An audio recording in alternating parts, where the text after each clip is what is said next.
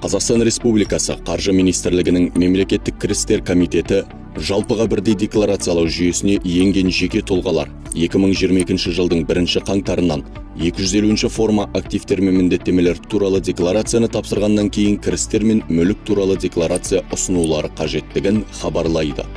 Декларация қандай мақсатқа арналған? Кірістер мен мүлік туралы ақпаратты көрсету үшін.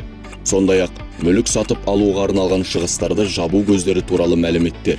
Кірістер мен мүлік туралы декларацияны электрондық нұсқада, салық төлеушінің кабинет арқылы, электрондық үкімет порталы арқылы немесе е-салық азамат қосымшасы арқылы тапсыруға болады. Ал қағаз күйінде декларацияны мемлекеттік органның өзіне барып ұсынуға немесе тапсырыстық хат арқылы жолдауға болады. Кірістер мен мүлік туралы декларацияны қағаз жүзінде 15 шілдеден, ал электронды нұсқада 15 қыркүйектен кешіктірмей ұсынулары қажет.